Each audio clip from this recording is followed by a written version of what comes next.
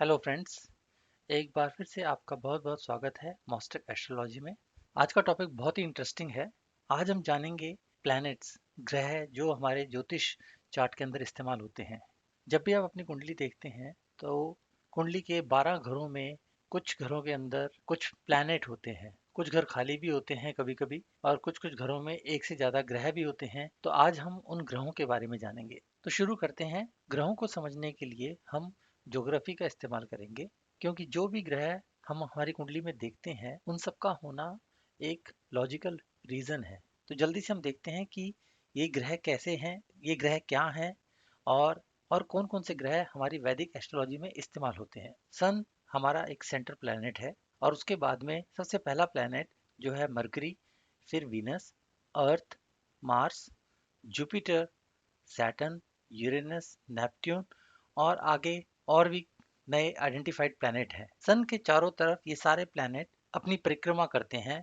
एक प्लैनेट को सूर्य के चारों तरफ घूमकर वापस अपनी उसी पोजीशन में आने के लिए जितना वक्त लगता है उसको उस प्लैनेट का एक वर्ष कहते हैं।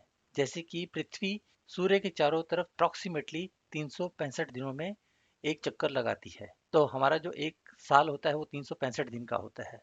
उसी तरीके से मरकरी जो प्लैनेट है वो सन के चारों तरफ अपना एक चक्र 88 डेज में पूरा करता है। जब हम अपनी जन्म कुंडली देखते हैं तो हमारी जन्म कुंडली में यूरेनस, नेपट्यून या प्लूटो, ये ग्रहों का कोई भी इस्तेमाल नहीं होता। ऐसा क्यों होता है? उसका कारण ये है क्योंकि इन ग्रहों की दूरी पृथ्वी से इतनी अधिक है कि इनका पृथ्वी पर कोई भी प्रभाव ऑलमोस्ट ना के बराबर है। तो जब इन ग्रहों का कोई प्रभाव हमारे अर्थ पर नहीं है तो इन ग्रहों का कोई प्रभाव हमारे ऊपर भी नहीं पड़ता। इसलिए हम इन प्लैनेट को हमारी वैदिक एस्ट्रोलॉजी के अंदर काउंट नहीं करते हैं। इसके साथ ही आपने देखा होगा कि कुंडली के अंदर पृथ्वी यानी अर्थ का भी जिक्र नहीं होता है। उसका क्या कारण है? उसका कारण यह है कि क्योंकि हम सब अर्थ पे रहते हैं, तो अर्थ को हम अपनी एक स्टेशनरी बॉडी को मान के चलेंगे, और बाकी जो भी ग्रह उसके आसपास घूम रहे हैं उनके प्रभाव को अर्थ के साथ में रिलेट करेंगे। इसके साथ साथ आपने देखा होगा कि कुंडली के अंदर 3 ग्रह ऐसे हैं जिनका इस्तेमाल कुंडली में होता है, लेकिन वो 3 ग्रह इस स्क्रीन के ऊपर नहीं है। सबसे पहले है चंद्रमा। चंद्रमा इसलिए इसमें नहीं है क्योंकि चंद्रमा जो है वो पृथ्वी की परिक्रमा करता है। चंद्रमा के अलावा जन्म कुंडली के अंदर आपने 2 और ग्रह देखे होंगे जिसको हम बोलते हैं राहु और केतु। वो भी इस स्क्रीन के ऊपर नहीं है। उसका क्या कारण है? उसका कारण यह है कि ज्योतिष शास्त्र के अंदर उसको परिभाषित किया गया है कि राहु और केतु जो है वो छाया ग्रह हैं। छाया ग्रह यानी ये एक ऐसे ग्रह हैं जो छाया के रूप में अपने आप को दर्शाते हैं। इस बात को हम ऐसे समझते हैं। स्क्रीन पे आप देख रहे हैं कि अर्थ सेंटर में है। अर्थ के चारों तरफ मून जो है वो अपनी परिक्रमा करता है। अर्थ जो है वो सन के चारों तरफ अपनी परिक्रमा करती है। सन का एक ऑर्बिट है जिसके ऊपर वो अपनी पूरा पूरा सर्कल कंप्लीट करता है। उसी तरीके से चंद्रमा का एक अपना एक ऑर्बिट है जिसके ऊपर वो अपनी पूरी परिक्रमा करता है पृथ्वी की चारों तरफ। इस परिक्रमा के दौरान वो जगहें दोनों की ऑर्बिट जहां पर एक दूसरे को काटती है, जैसे कि यहाँ पर आप देख रहे हैं एक ये पॉइंट और एक ये पॉइंट, इन पॉइंट पर छाया के रूप में 2 ग्रह दिखाई देते हैं।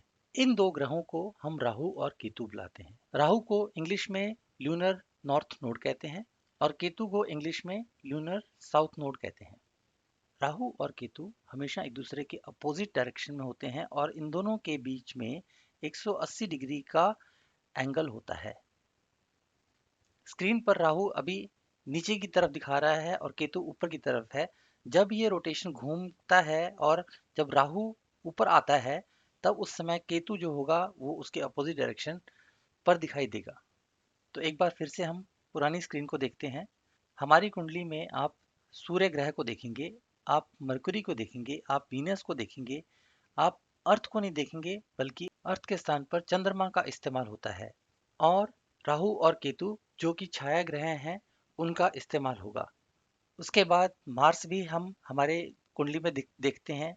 जुपिटर का भी हमारी जन्म कुंडली में इस्तेमाल होता है। उसी तरीके से सैटर्न का भी होता है। यूरेनस जो है वो नेपट्यून प्लूटो या उसके बाद के जितने भी प्लैनेट हैं, इनका इस्तेमाल हमारी एस्ट्रोलॉजी के अंदर नहीं होता है। स्क्रीन में टॉप पर एक लाइन लिखी हुई है कि हर प्लैनेट जो भी सूर्य के चारों तरफ घूमता है, उसके साथ साथ वो प्लैनेट अपनी धुरी पर भी घूमता है।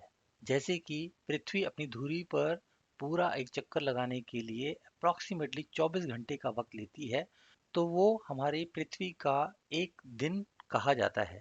उसी तरीके से हर एक प्लैनेट का अपना अपना अलग अलग दिन की कैलकुलेशन होती है।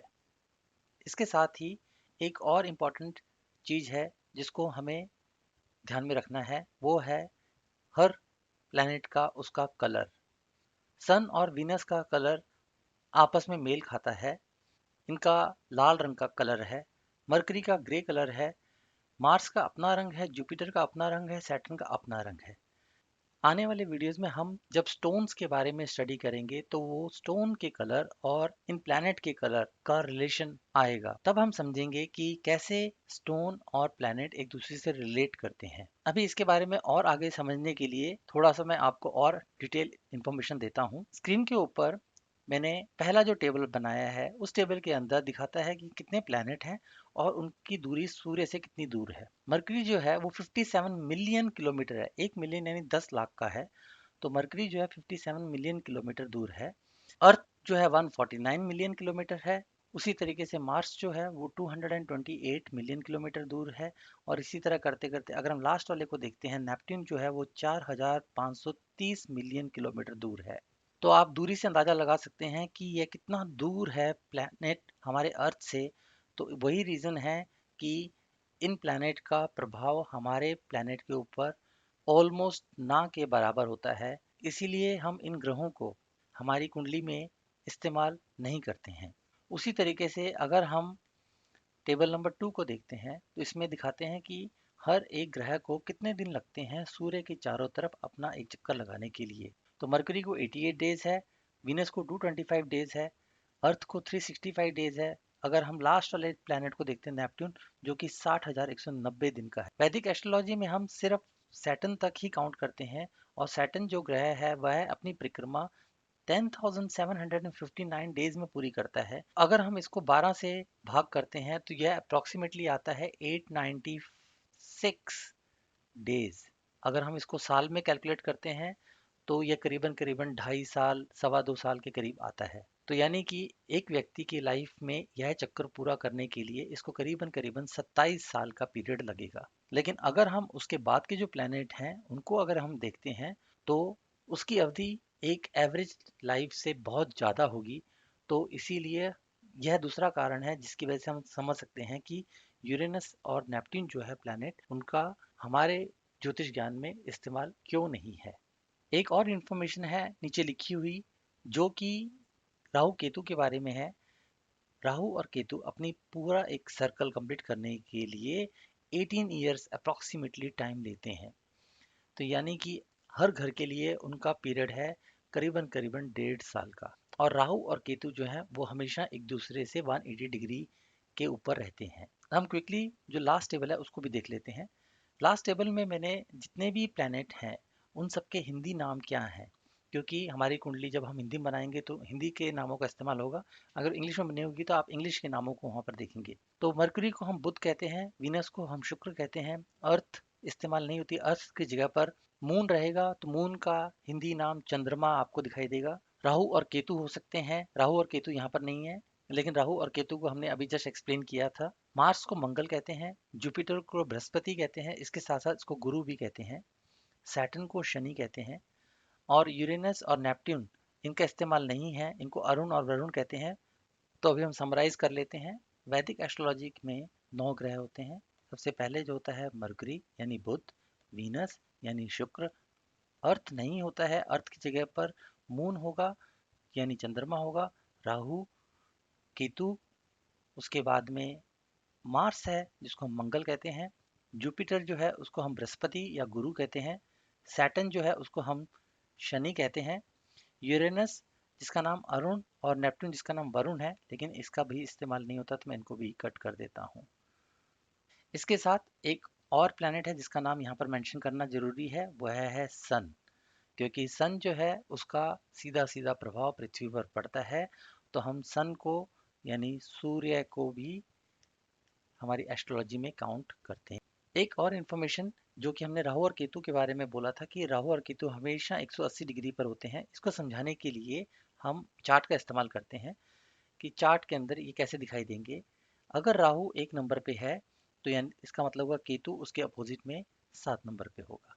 अगर राहु 5 नंबर पे है तो उसकी अपोजिट जो डायरेक्शन है 180 पे वो 11 नंबर है, तो वो केतु यहाँ पर होगा। उसी तरीके से अगर राहु 2 नंबर पर है तो केतु 8 नंबर पे होगा।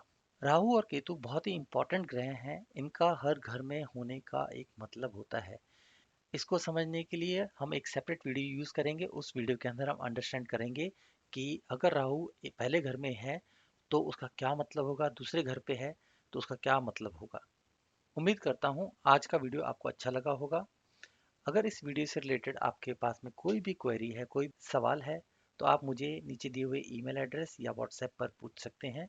आप कमेंट एरिया में भी अपनी क्वेरी लिख सकते हैं, मैं कोशिश करूंगा जल्द से जल्द आपको आंसर करने के लिए। अगर अभी तक आपने मेरा चैनल सब्सक्राइब नहीं किया है तो प्लीज़ आप मेरे चैनल को सब्सक्राइब कीजिए, बेल आइकन को जरूर दबाइए और जितना हो सके इसको दोस्तों और फैमिली मेम्बर के साथ शेयर कीजिए। आपके सपोर्ट के लिए बहुत बहुत आभार। Thank you.